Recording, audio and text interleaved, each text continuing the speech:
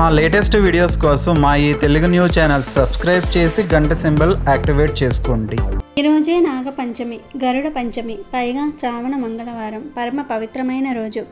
ఈరోజు మీరు ఏం చేసినా చేయకపోయినా రాత్రి 12లోపు ఈ వీడియో చూస్తే చాలు, ఈ కథలు వింటే చాలు. నాగదేవతల అనుగ్రహం కలుగుతుంది. నాగదోషాలు, సర్పదోషాలు పోతాయి. ఒక్క నిమిషంలో మీ సుడి తిరిగిపోతుంది. మీరు ఊహించినంత ఐశ్వర్యం వస్తుంది. ఈరోజు ఈ కథలను వినటం వలన సర్పాలు మనల్ని ఎల్లవేళలా కాపాడుతాయి. మనకు ఎటువంటి కీడును తలపెట్టవు. మనకు ఉండే జన్మల దోషాలు పోతాయి. కోటి జన్మల పుణ్యం వస్తుంది. అష్టైశ్వర్యాలు సిద్ధిస్తాయి. పట్టిందల్లా బంగారంలాగా మారుతుంది. ఫ్రెండ్స్, కథలు వినే ముందు కామెంట్ బాక్సులో ఓం నాగేంద్ర స్వామినే నమః, ఓం శ్రీ గౌరీ దేవియే నమః అని కామెంట్ చేయండి. అలాగే ఈ వీడియోకి ఒక లైక్ కొట్టడం అస్సలు మర్చిపోవద్దు. నాగుల పంచమి రోజు స్త్రీలు నాగులను తమ సోదరులుగా భావించి పూజించటం ఆనవాయితీ. అసలు ఆ ఆనవాయితీ ఎందుకు వచ్చిందో తెలిపే ఈ పవిత్ర కథను ఈరోజు వింటే చాలు. నాగదేవతల అనుగ్రహం కలుగుతుంది. నాగదోషాలు పోతాయి, సర్పదోషాలు పోతాయి, అష్టైశ్వర్యాలు సిద్ధిస్తాయి. పూర్వం ఒక ఊరిలో ఒక ధనవంతుడైన వర్తకుడు ఉండేవాడు. అతనికి 7 కుమారులు, 7 కోడళ్ళు ఉన్నారు. చిన్న కోడలు చాలా మంచిది, తెలివైనది, ఎప్పుడూ భక్తి శ్రద్ధలను కలిగి ఉండేది. ఒకరోజు పెద్ద కోడలు మిగిలిన కోడళ్లతో కలిసి ఇల్లు శుభ్రం చేయడానికి మట్టిని తేవాలని చెప్పింది. వాళ్ళందరూ గంపలు, పారలు తీసుకొని మట్టి తవ్వడానికి వెళ్ళారు.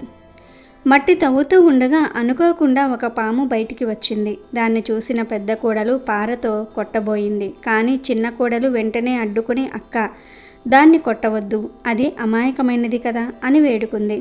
చిన్న కోడలు మాట విన్న పెద్ద కోడలు పామును వదిలేసింది. అప్పుడు ఆ పాము పక్కకు వెళ్ళి కదలకుండా కూర్చుంటుంది. చిన్న కోడలు ఆ పాము దగ్గరకు వెళ్ళి దానితో, అన్నా, నువ్వు ఇక్కడి నుండి వెళ్ళకు, నేను ఇప్పుడే వస్తాను అని చెప్పి పాముకు పాలు తీసుకురావడానికి ఇంటికి వెళ్ళింది. ఇంటికి చేరిన తర్వాత చిన్న కోడలు ఇంటి పనులలో పడి పాముకు ఇచ్చిన మాటను పూర్తిగా మర్చిపోయింది. మరుసటి రోజు ఉదయం ఆ విషయం ఆమెకు గుర్తుకు రాగానే పాలు తీసుకొని ఆ పాము ఉన్న చోటికి పరిగెత్తింది.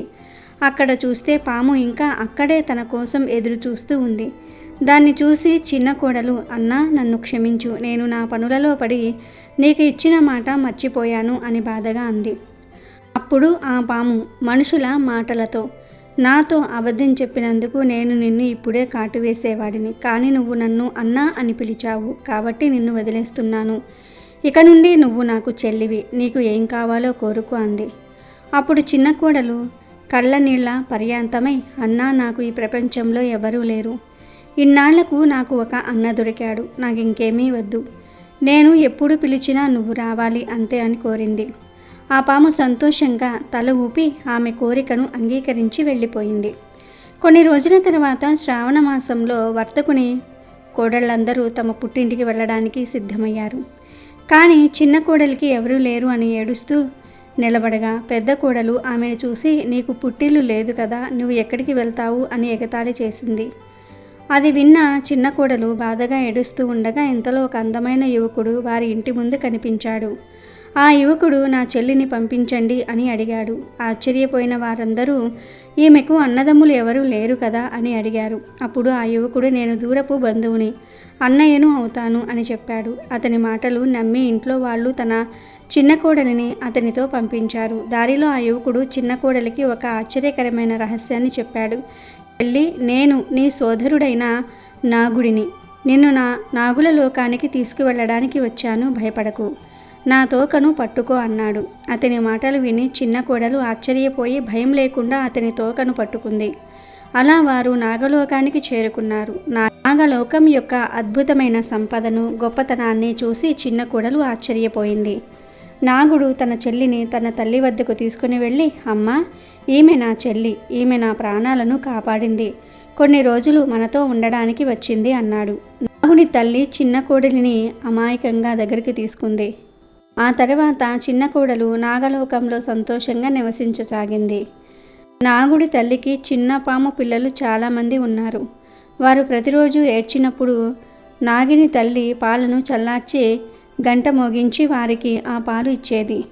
గంట శబ్దం వినగానే పాము పిల్లలందరూ వచ్చి పాలు తాగేవారు. ఒకరోజు చిన్న కోడలు నాగుల తల్లితో, అమ్మా, ఈరోజు నేను పాలు చల్లార్చుతాను అంది. కానీ ఆమె పాలు ఇంకా పూర్తిగా చల్లారకముందే తొందరపాటుతో గంట మోగించింది. గంట శబ్దం వినగానే చిన్నపాము పిల్లలందరూ పరుగు పరుగున వచ్చి పాలు తాగారు. వేడిపాలు తాగటం వల్ల చాలామంది పాముల పడగలు కాలిపోయాయి. అప్పుడు కోపంతో పాము పిల్లలందరూ మేము ఈమెను కాటు వేస్తాం అని అరిచారు. కానీ నాగిని తల్లి వారిని శాంతింపపరిచింది. ఆ తర్వాత నాగుడు మరియు అతని తల్లి చిన్న కోడలికి వజ్రాలు, ముత్యాలు మరియు విలువైన ఆభరణాలను బహుమతిగా ఇచ్చి ఆమెను ఇంటికి పంపించారు. అంత సంపదను చూసిన పెద్ద కోడలు, మీ అన్న అంత సంపద ఇచ్చాడు కదా, ఒక బంగారు చీపురు కూడా ఇచ్చి ఉండాల్సింది అని ఎగతాళి చేసింది. అది విన్న నాగుడు చిన్న కోడలికి ఒక బంగారు చీపురును కూడా తెచ్చి ఇచ్చాడు. అంతేకాకుండా అతని తల్లి తరపున వజ్రాలు, ముత్యాలు మరియు మణులతో కూడిన అద్భుతమైన హారాన్ని కూడా ఇచ్చాడు. ఆ హారం యొక్క అందం గురించి నగరమంతటా ప్రశంసలు వచ్చాయి. నగరం యొక్క రాణి కూడా ఆ హారం గురించి విని దాన్ని ధరించాలని రాజుకు తన కోరికను తెలియజేసింది. రాజు వెంటనే తన సైనికులను ఆ హారాన్ని తీసుకురావడానికి పంపాడు. రాజుకు భయపడి వర్తకుడు చిన్న కోడలి నుండి ఆ హారాన్ని తీసుకుని సైనికులకు ఇచ్చాడు. ఈ సంఘటనతో చిన్న కోడలు చాలా బాధపడింది. ఆమె తన సోదరుడైన నాగుడిని పిలిచి జరిగిందంతా కూడా చెప్పింది. అప్పుడు నాగుడు, చెల్లి బాధపడకు, రాజుగారే స్వయంగా నీకు ఆ హారాన్ని తిరిగి ఇస్తారు అని ఓదార్చాడు. ఇంకోవైపు రాణి ఆ హారాన్ని ధరించగానే ఆ హారం పాముగా మారిపోయింది. భయపడిన రాణి ఆ హారాన్ని విసిరి పారేసింది. ఇది చూసిన రాజు చిన్న కోడలిని తన ముందు హాజరుపరచమని ఆజ్ఞాపించాడు. దాంతో వర్తకుడు స్వయంగా చిన్న కోడలిని రాజు వద్దకు తీసుకువెళ్ళాడు. రాజు చిన్న కోడలిని చూసి, నువ్వు ఆ హారంతో ఏ మాయ చేశావు అని అడిగాడు. అప్పుడు చిన్న కోడలు, రాజా, నన్ను క్షమించండి, ఈ హారం అలాంటిదే, ఇది నాకు నా సోదరుడు ఇచ్చాడు అని చెప్పింది. ఇంతలో ఆ నాగుడు అక్కడ ప్రత్యక్షమయ్యాడు. ఓ రాజా, ఈమె నా చెల్లి, ఈ హారాన్ని నేను ఈమెకు ఇచ్చాను అన్నాడు. ఇది చూసిన వారందరూ నాగదేవతకు నమస్కరించారు. ఈరోజు పంచమి తిథి కావటం వల్ల ఈ రోజు నుండి నాగుల పంచమి పండుగను జరుపుకోవటం ప్రారంభించారు. అప్పటి నుండి స్త్రీలందరూ పాములను తమ సోదరులుగా భావించి పూజిస్తూ వస్తూ ఉన్నారు. అలాగే మంగళవారంతో కలిసి వచ్చిన ఈ నాగుల పంచమి రోజు దుర్గాదేవి ఒక నాగినికి ఎలాంటి సాయం చేసిందో తెలిపే ఈ పవిత్ర కథను వింటే చాలు మీ జీవితం అద్భుతంగా మారిపోతుంది. మీకు ఉన్న కష్టాలు పోతాయి, మీరు అపర కుబేరులుగా మారిపోతారు. అప్పుడు రామాపురం అనే ఒక ఊరు ఉండేది. ఆ ఊరిలో ఒక పెద్ద పాము పుట్ట ఉండేది. ఆ పుట్టలో ఒక నాగిని అనగా ఒక ఆడదేవత పాము నివసిస్తూ ఉండేది. ఆ నాగిని ఊరిలోని ప్రజలందరినీ కాపాడుతూ ఉండేది. కానీ ఆ విషయం ఆ ఊరి వాళ్లకు అస్సలు తెలియదు. ఆ పుట్టకు దగ్గరలోనే ఒక దుర్గాదేవి గుడి ఉండేది. ఆ పాము పుట్ట దగ్గరకు వెళ్ళాలంటే ప్రజలు చాలా భయపడేవారు. అందుకే ఎవరు పుట్ట దగ్గరికి వెళ్ళేవారు కాదు. కానీ ప్రతి శుక్రవారం అలాగే మంగళవారం దుర్గాదేవి గుడికి వెళ్ళి పూజలు చేసుకునేవారు. ప్రజలను, ఊరిని కాపాడుతున్న నాగినికి మాత్రం ఎవరూ పూజలు చేయలేకపోయారు. ఎన్నో సంవత్సరాలుగా ఈ ఊరి ప్రజలను నా సొంత పిల్లల్లాగా చూసుకుంటున్నాను. కానీ ఒక్కరు కూడా ఈ పుట్ట దగ్గరికి వచ్చి ఒక్క చిన్న దీపం కూడా వెలిగించటం లేదు. ఒక దేవతగా అందరి పూజలు అందుకోవాలని నాకు కోరికగా ఉంది. కానీ ఎవరు ఇటువైపుకు కూడా రావటం లేదు. ఇంకొన్ని రోజుల్లో నాగుల పంచమి రాబోతుంది. నా తోటి నాగినులు అందరూ కూడా వాళ్ళు ఉన్న ప్రదేశాలలో ప్రజల చేత పూజలు అందుకుంటున్నారు. కానీ నేను మాత్రం ఇక్కడ ఒంటరిగా ఉండాల్సి వస్తుంది అని నాగిని చాలా బాధపడుతూ ఉండేది. రామాపురంలో రాజేశ్వరి అనే ఒక మహిళ ఉండేది. ఆ మహిళ దుర్గాదేవికి పెద్ద భక్తురాలు. రాజేశ్వరి గాజులు అమ్ముకుంటూ బ్రతికేది. ఒకరోజు రాజేశ్వరి ఇలా అనుకుంది, అమ్మవారి దయ వల్ల ఈరోజు గాజులు బాగా అమ్ముడైతే బాగుంటుంది. అమ్ముడవుతాయిలే, ఎందుకంటే ఇది శ్రావణ మాసం కదా, ఊర్లో ఉన్న ఆడవాళ్ళు ఖచ్చితంగా గాజులు కొంటారు. అలాగే ఒకరికొకరు ఇచ్చి పుచ్చుకుంటూ ఉంటారు కూడా అని రాజేశ్వరి అనుకుంటుంది. ఒక తోపుడు బండిపై రకరకాల గాజులను పెట్టుకొని ఊరంతా తిరిగి అమ్ముతూ ఉండేది.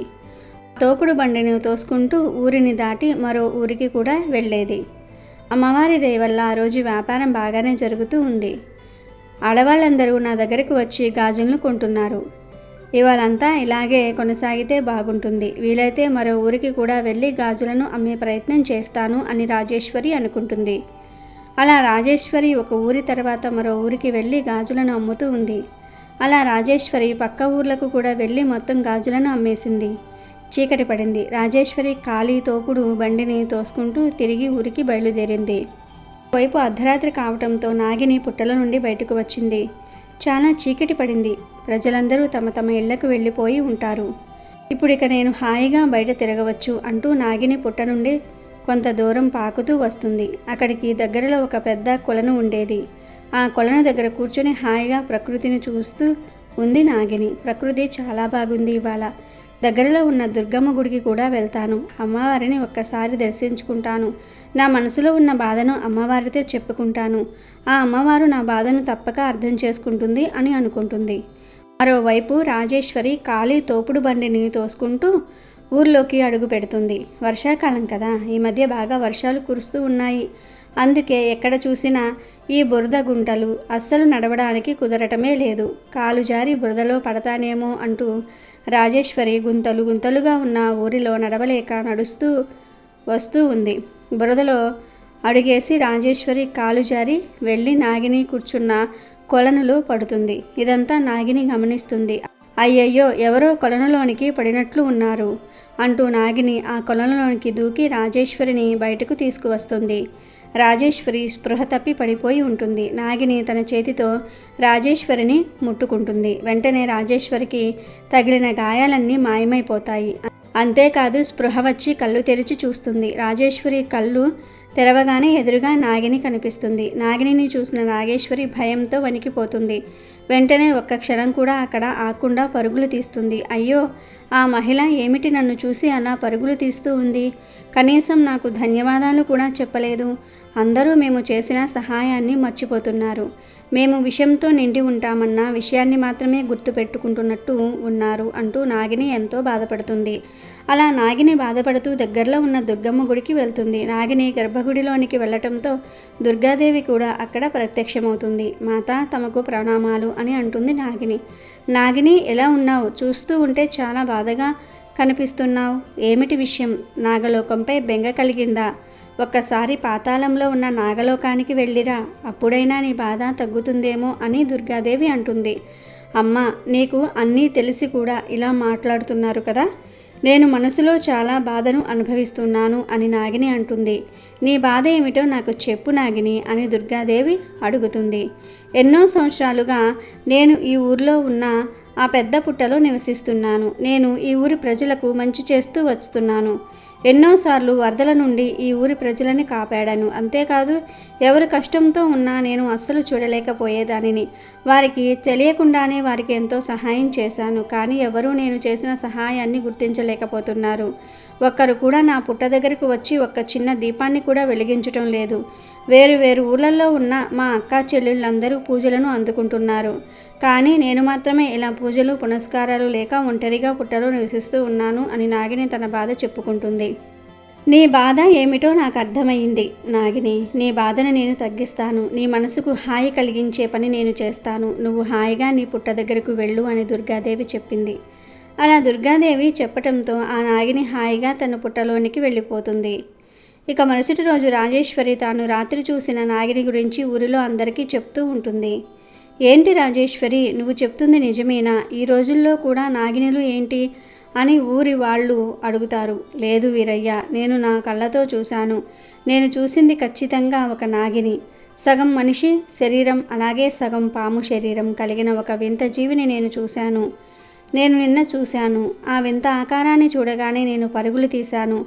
నాకు తెలిసి ఆ వింత ఆకారం మన ఊర్లో ఉన్న పుట్ట నుండి బయటకు వచ్చి ఉంటుంది. అందుకే ప్రజలారా, ఇప్పటి నుండి మనం ఎవరం ఆ పుట్ట దగ్గరకు అస్సలు వెళ్ళొద్దు అని రాజేశ్వరి చెప్తుంది. అలా వీరయ్యతో పాటు ఊర్లో ఉన్న ప్రజలంతా పుట్ట వైపుకు వెళ్ళటం పూర్తిగా మానేస్తారు. అప్పుడు దుర్గాదేవి ఇలా అనుకుంది, ప్రజలు నాగదేవతలకు దూరమవుతున్నారు. నాగిని ఎంతో బాధపడుతూ ఉంది. నాగిని చేస్తూ ఉన్న మేలుకు తగిన గుర్తింపు దొరకాలి. అప్పుడే నేను ఊరి ప్రజల మధ్యలోనికి వెళ్ళి వారికి సర్పాల యొక్క గొప్పతనం ఏమిటో తెలియజేస్తాను అని అనుకుంది. దుర్గాదేవి ఒక మామూలు మహిళ రూపంలోనికి మారిపోతుంది. మారిపోయి ప్రజల దగ్గరకు వెళ్తుంది. నా పేరు దుర్గా. ఈ ఊరిలో ఒక పెద్ద పుట్ట ఉందని విన్నాను. నేను ఆ పుట్ట దగ్గర పూజ చేయడానికి అని ఇక్కడికి వచ్చాను అని అంటుంది. అప్పుడు వారు, అరే, ఏం మాట్లాడుతున్నావు నువ్వు? పుట్ట దగ్గరికి వెళ్తావా, అది కూడా పూజ చేయడానికి? ఈ ఊరికి చెందిన వాళ్ళు ఎవరు ఆ పుట్ట వైపుకు అస్సలు వెళ్ళరు. అసలే ఆ పుట్టలో ఒక పెద్ద నాగిని ఉందని ఈ రాజేశ్వరి చెప్తూ ఉంది. మేము ఎవరం అక్కడికి వెళ్ళడానికి ధైర్యం చెయ్యం. అయినా నువ్వు పుట్ట దగ్గర పూజ ఎందుకు చేయాలనుకుంటున్నావు అని ప్రజలు అడుగుతారు. ఇవాళ నాగుల పంచమి, మీకు తెలుసా? నాగుల పంచమి నాడు మనకు దగ్గరలో ఉన్న ప్రతి పుట్ట దగ్గరకు వెళ్ళి పూజ చేయాల్సి ఉంటుంది. నాగులు మనకు ఎంతో మంచి చేస్తాయి. ఆ మేలుకు కృతజ్ఞతగా మనం సంవత్సరంలో ఒక్కరోజైనా పూజ చేయాల్సి ఉంటుంది కదా.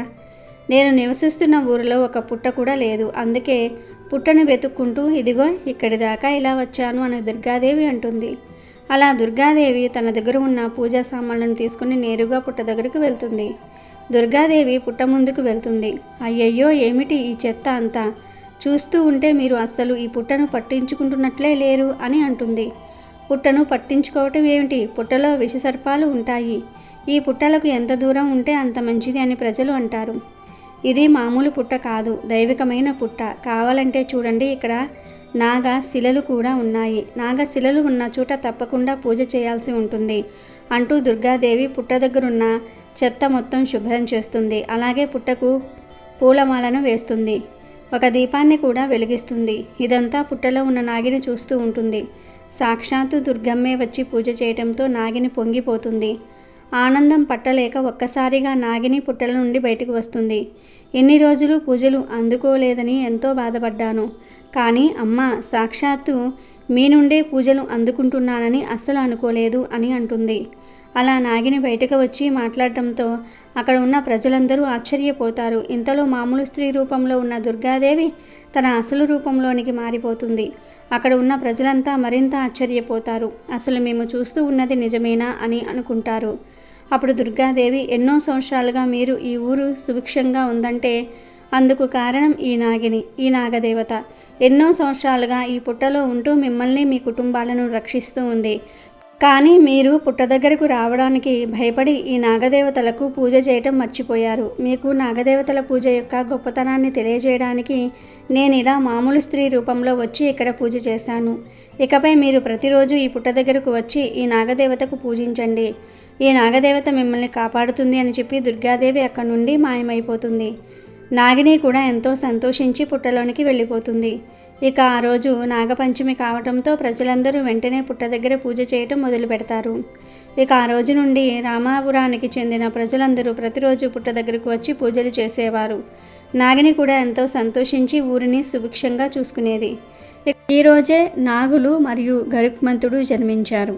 అంతేకాదు ఈరోజే ఇంద్రుడి దగ్గర నుండి అమృతాన్ని తెచ్చి తన తల్లికి బానిసత్వం నుండి విముక్తి కలిగించాడు. ఈ కథను ఈరోజు వింటే చాలు, సమస్యలు బాధలన్నీ కూడా పోయి సకల శుభాలు కలుగుతాయి. కశ్యప ప్రజాపతికి 2 భార్యలు. వారి పేర్లు వినత, కద్రువ. ఒకసారి కశ్యపుడు వినత, కద్రువులకు సంతానం కోసం పుత్ర కామేష్టి యాగం చేస్తాడు. కద్రువ కోరిక ప్రకారం 1000 పొడుగాటి శరీరం కలిగిన నాగుల సంతానం. వినత కోరిక ప్రకారం 2 ప్రకాశవంతమైన సంతానాన్ని కశ్య ప్రజాపతి కోరుకుంటాడు. ఆ కోరిక ప్రకారం కద్రువకు 1000 అండాలు, వినతకు 2 అండాలు పుడతాయి.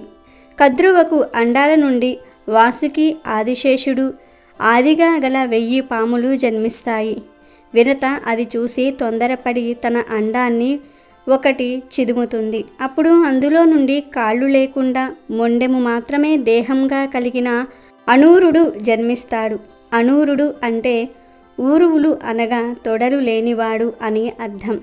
అప్పుడు అనూరుడు తల్లితో, నువ్వు సవతికి బిడ్డలు కలిగారన్న ఆతృతతో నన్ను చిదిపావు కాబట్టి నువ్వు నీ సవతికి దాసిగా ఉండు. 2వ అండాన్ని అయినా భద్రంగా ఉంచు. అందులో నుండి జన్మించేవాడు నీ దాస్యాన్ని విడుదల చేస్తాడు అని చెప్తాడు.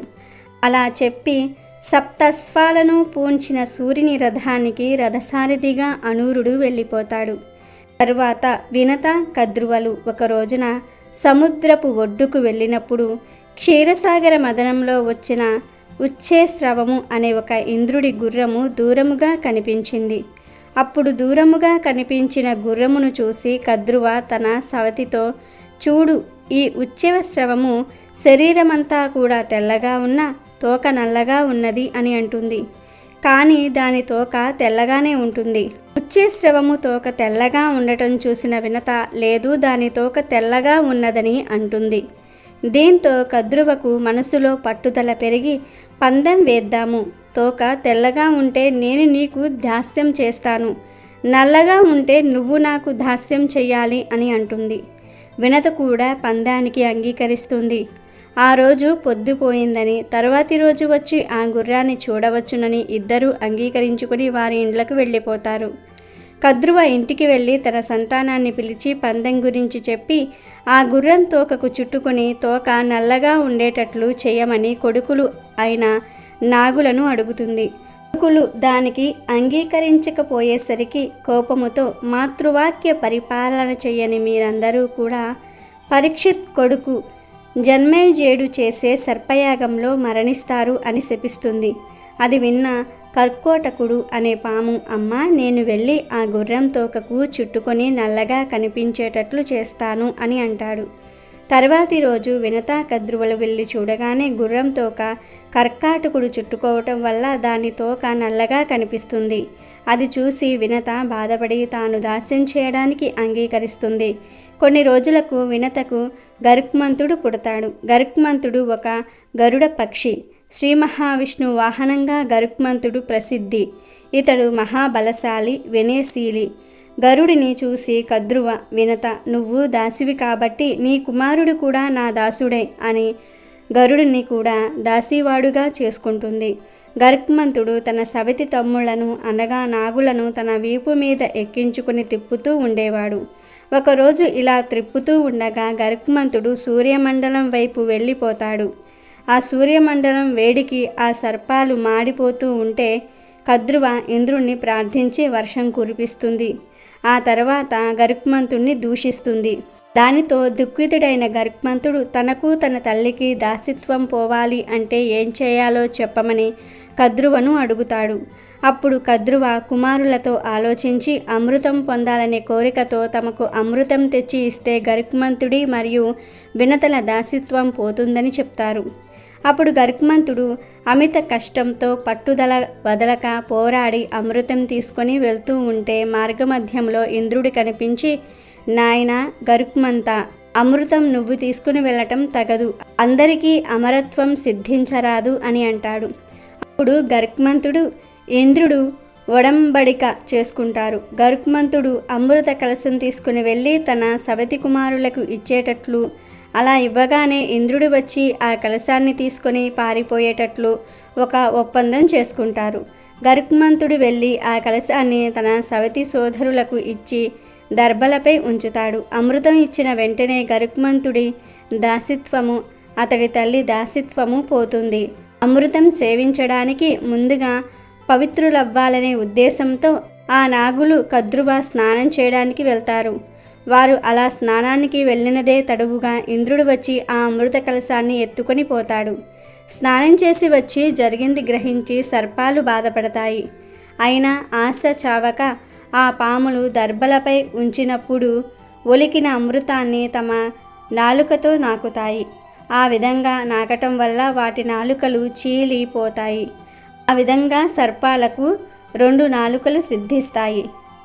మాతృభక్తితో కార్యదీక్షతో తన తల్లికి దాస్య విముక్తి కలిగించిన గరుడిని ముందు శ్రీ మహావిష్ణువు ప్రత్యక్షమై ఏం వరం కావాలో కోరుకో అంటారు. మీ వాహనంగా ధ్వజ చిహ్నంగా నన్ను స్వీకరించి మీ సేవాభాగ్యం అనుగ్రహించండి, అలాగే నాకు అమృతం తాక్కుండానే జరామరణాలు లేకుండా అనుగ్రహించండి అని ప్రార్థించాడు. ఆ విధంగా తల్లికి దాస్య విముక్తి కలిగించి తాను శ్రీ మహావిష్ణువుకు వాహనంగా వెళ్ళిపోతాడు గరుక్మంతుడు. సర్వశక్తిమంతుడు అయి ఉండి కూడా తల్లి మాట కోసం సవతి సోదరులను వీపున మోస్తూ అవమానాలను భరించి తల్లికి తనకు కూడా తన దాస్య బంధాలను ఛేదించుకొని ఉన్నత స్థానాన్ని పొందాడు గరుక్మంతుడు. గరుక్మంతుడు అమృతాన్ని అపహరించిన రోజు శ్రావణ శుక్ల పంచమి. గరుక్మంతుడు జన్మించింది కూడా ఈ రోజే. అందుకే ఈ రోజుకు గరుడ పంచమి అనే పేరు కూడా వచ్చింది. ఒక్కసారి కశ్యప ప్రజాపతి కద్రువ దంపతులకు అనంతుడు, తక్షకుడు, వాసుకి, నవనాగుడు శంకుడు, కర్కోటకుడు, ఉగ్రకుడు, పిందారకుడు, ఐరావతుడు మొదలగు వారు జన్మించి కనబడిన వారినల్లా కాటువేస్తూ భయభ్రాంతులను చేయసాగారు. దాంతో సకల దేవతలు బ్రహ్మను వేడుకోగా ఆయన కోపించి తల్లి శాపానికి గురై ఆ నాగులంతా కూడా నశిస్తారని శపించాడు. అప్పుడు వాసుకి మొదలైన నాగులంతా విధాత ముందు వినమ్రులై, మమ్మల్ని మీరే సృష్టించి మాకు ఈ విధంగా శాపం ఇవ్వటం న్యాయమా అని వేడుకున్నారు. విషయుక్తంగా పుట్టినంత మాత్రాన అందరినీ కాటువేసి కోటిని నశింపచేయటం తప్పు కాదా? నిష్కారణంగా ఏ ప్రాణిని హింసించరాదు. గరుడ మంత్రం చదివే వారిని ఔషధ మణి సమేతులను తప్పించుకు తిరగండి. దేవత విహంగ గణాలకు జ్ఞాతులైన మీరు మీ స్థాన గౌరవాలను నిలుపుకోండి. వాయుభక్షులై సాధుజీవులుగా మారండి. మీ నాగులంతా అతల వితల పాతాల లోకాలలో నివాసం చెయ్యండి అని బ్రహ్మ శాసించగా వారంతా ఆయన ఆజ్ఞను శిరసావహించారు. దాంతో దేవతలంతా నాగులను ప్రశంసించారు. నాగులకు భూలోక వాసులంతా ప్రార్థనలు చేశారు. దివ్య ప్రభావ సంపన్నమైన నాగజాతికి కృతజ్ఞతాపూర్వకంగా నాగుల జన్మదినమైన నాగపంచమి రోజున వారిని పూజ చేయటం మొదలుపెట్టారు. అలాగే ఈరోజు నాగపంచమి వ్రత కథను వింటే చాలు రాజయోగం పడుతుంది, పట్టిందల్లా బంగారం అవుతుంది. పూర్వం మణిపురంలో ఒక గౌడ బ్రాహ్మణుడు ఉండేవాడు. నాగపంచమి మహత్యం అతనికి తెలియదు. ఆనాడు భూమి దున్నకూడదని, గోతులు తవ్వకూడదని, పారతో మన్ను పొడిచి మెత్తకూడదని, మొక్కలు మొదలైనవి పీకకూడదని, ఏమీ మంట పెట్టకూడదని, రొట్టె మొదలైనవి కాల్చి పక్వం చేయకూడదని అతనికి తెలియదు.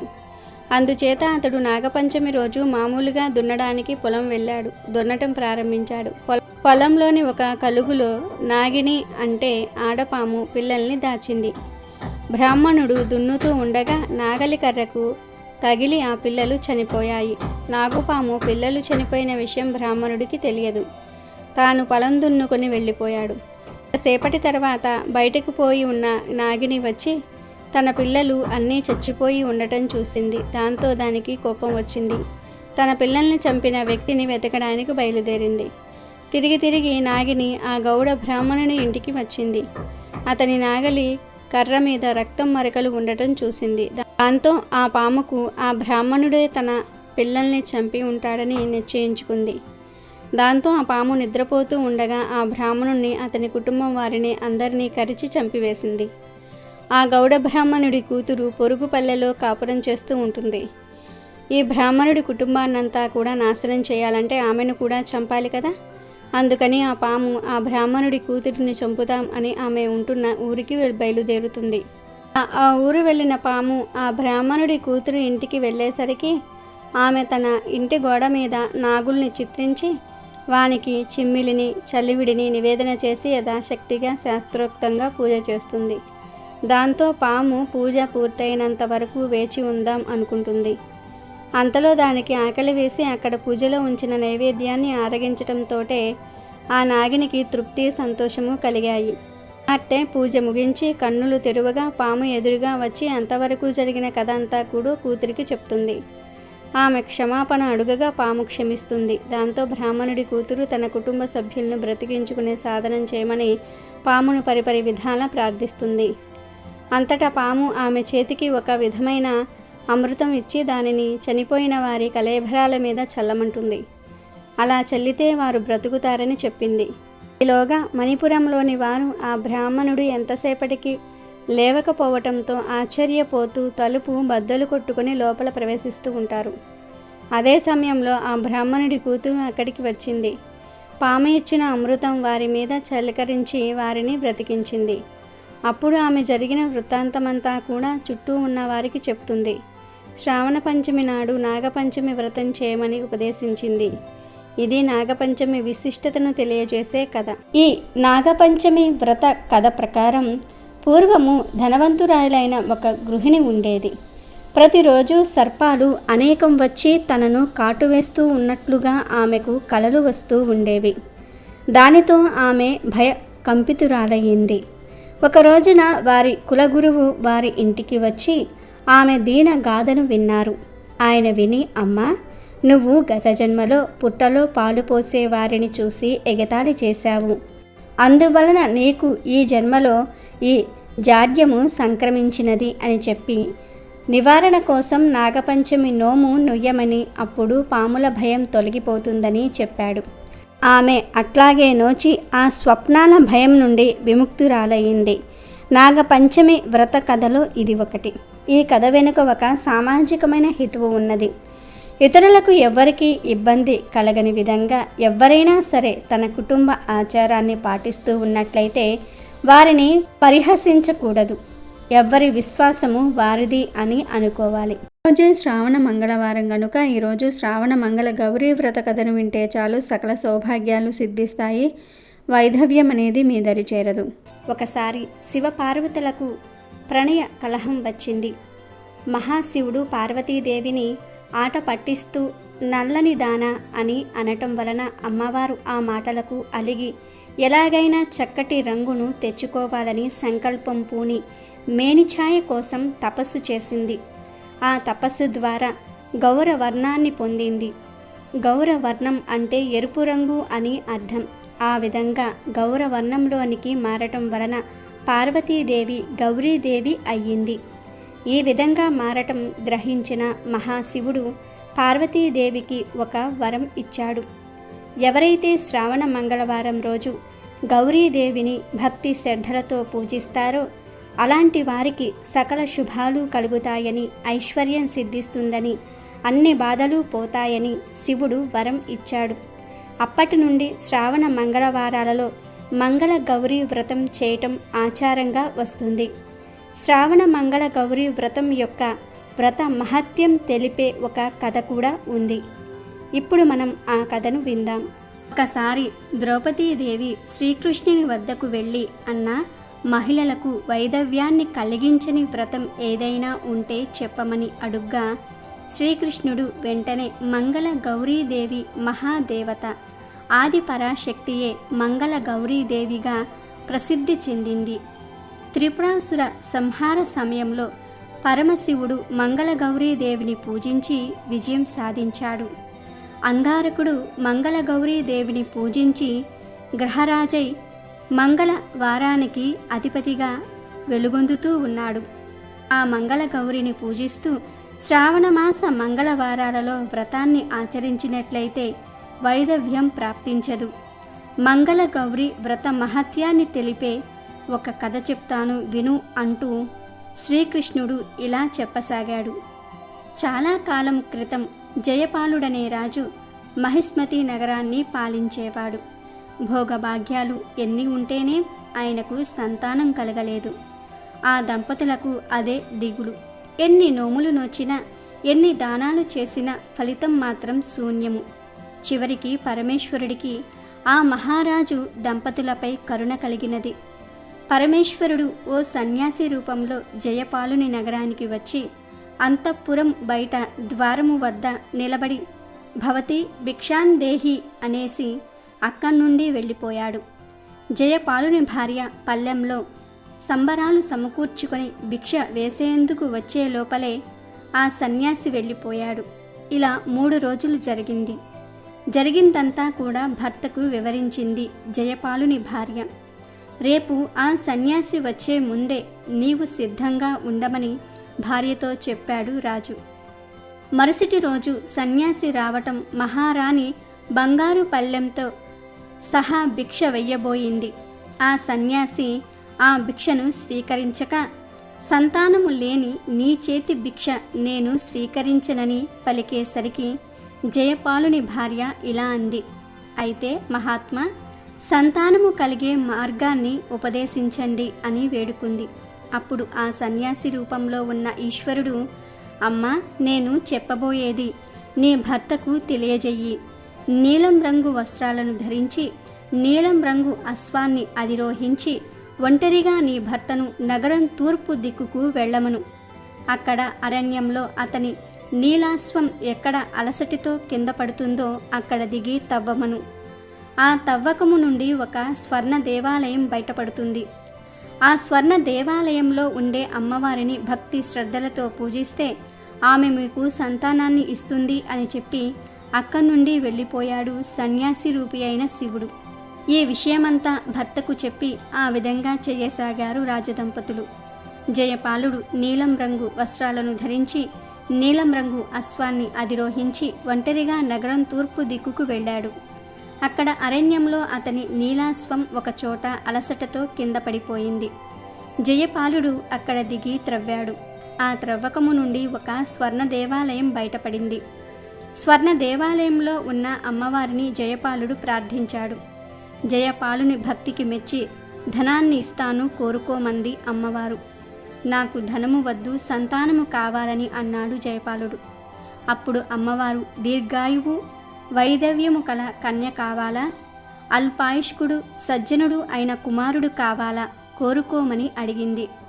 దానికి రాజు పితృదేవతలను ఉద్ధరించేందుకు కుమారుడే కావాలని కోరుకున్నాడు. అప్పుడా దేవి ఆ రాజును తన పార్శ్వమున ఉన్న గణపతి నాభియందు అడుగువేచి చెంతనే ఉన్న చూత వృక్ష ఫలాన్ని తీసుకుని వెళ్ళి నీ భార్యకు ఇవ్వు అని అంతర్ధానమయ్యెను. జయపాలుడు ఆ వృక్షానికి ఉన్న పండ్లన్నీ కూడా కోసేసరికి గణపతికి కోపం వచ్చింది. ఇందుకు ఫలితంగా నీకు జన్మించే కుమారుడు 16వ ఏట సర్పం బారిన పడి మరణిస్తాడని గణపతి రాజును శపిస్తాడు. ఈ విధంగా కొన్నాళ్లకు జయపాలుని భార్య ఒక కుమారుణ్ణి కన్నది. ఆ కుమారుడి పేరు శివుడు. ఆ కుర్రవాడికి వయసొచ్చింది. వివాహము జరిగితే కుమారుడికి ఆయుష్ పెరుగుతుందేమోనని భావించి కుమారుడికి వివాహం చేద్దాం అని భర్తతో అన్నది. దానికి రాజు కాశీ విశ్వేశ్వర్ని దర్శించి వచ్చాక వివాహం చేద్దాం అని చెప్పి తన కుమారుణ్ణి అతని మేనమామతో కాశీకి పంపించారు. జయపాలుని కుమారుడు అయినటువంటి శివుడు మరియు మేనమామ త్రోవలో ప్రతిష్టానపురం చేరుకున్నారు. అక్కడ వారిద్దరూ కూడా ఓ సత్రంలోనికి ప్రవేశించారు. ఆ సత్రంలో కొందరు కన్యలు ఆడుకుంటూ ఉన్నారు. వారిలో సుశీల అనే ఒక కన్య మరొక కన్యతో గొడవ పడగా ఆ కన్య సుశీలను ముండా రండా అంటూ కోపంతో దుర్భాషలాడింది. అప్పుడు సుశీల మా అమ్మగారు మంగళ గౌరీ వ్రతం చేస్తూ ఉంటుంది కాబట్టి మా కుటుంబంలో ఎవ్వరూ ముండలు రండలు ఉండరు అంది కోపంతో. జయపాలుని కుమారుడు అయినటువంటి శివుడు అతని మేనమామ ఇదంతా కూడా జరిగేటప్పుడు అక్కడే ఉన్నారు. తన మేనల్లుడు అల్పాయుషుడు అన్న సంగతి మేనమామకు తెలుసు. మా ఇంట్లో ముండలు రండలు ఎవ్వరూ ఉండరు, మా అమ్మ శ్రావణ మంగళ గౌరీ వ్రతం చేస్తూ ఉంటుంది అన్న సుశీల మాట వినేసరికి శివుడి మేనమామకు ఓ ఉపాయం తోస్తుంది. సుశీలను శివుడికి ఇచ్చి వివాహము జరిపిస్తే అతనికి తప్పకుండా మంగళ గౌరీదేవి అనుగ్రహం లభించి పరిపూర్ణ ఆయుష్కుడు అవుతాడని భావిస్తాడు. మేనల్లుడు శివునితో సహా శివుని మేనమామ ధ్యానములో ఉన్న సుశీల తల్లిదండ్రుల వద్దకు చేరి శివుడనే బాలుడు నీ కూతురుకు తగిన భర్త అని దేవుని వాక్యముగా వారిని నమ్మిస్తాడు. దాంతో సుశీల శివుడుల వివాహం జరిగిపోతుంది. పెళ్ళైన ఆ కొత్త దంపతులు ఆ రాత్రి బ్రహ్మచర్య వ్రతాన్ని పాటిస్తారు.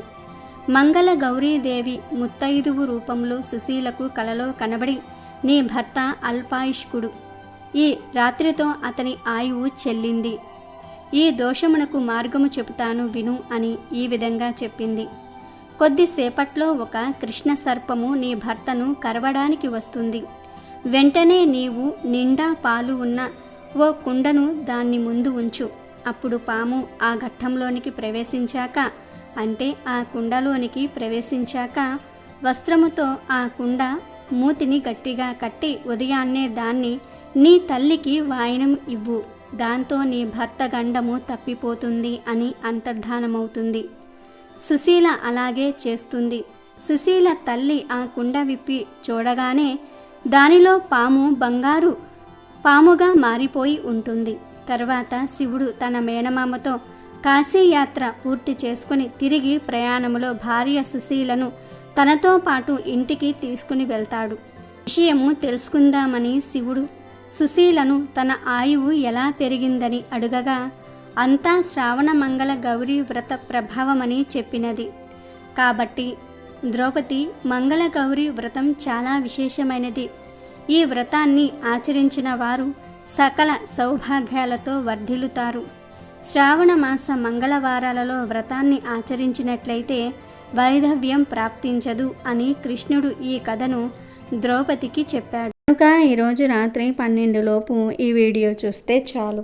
నాగదేవతల అనుగ్రహం కలుగుతుంది. నాగదోషాలు సర్పదోషాలు పోతాయి. 1 నిమిషంలో మీ సుడి తిరిగిపోతుంది. మీరు ఊహించినంత ఐశ్వర్యం వస్తుంది. ఈరోజు ఈ కథలను వినటం వలన సర్పాలు మనల్ని ఎల్లవేళలా కాపాడుతాయి. మనకు ఎటువంటి కీడును తలపెట్టవు. మనకు ఉండే జన్మజన్మల దోషాలు పోతాయి. 1,000,000 జన్మల పుణ్యం వస్తుంది. అష్టైశ్వర్యాలు సిద్ధిస్తాయి. అమెజాన్లో బెస్ట్ డిస్కౌంట్స్ కోసం వీడియో డిస్క్రిప్షన్లో లింకు ఉంది, చూడండి. అలాగే మా టెలిగ్రామ్ ఛానల్ సబ్స్క్రైబ్ చేసుకోండి.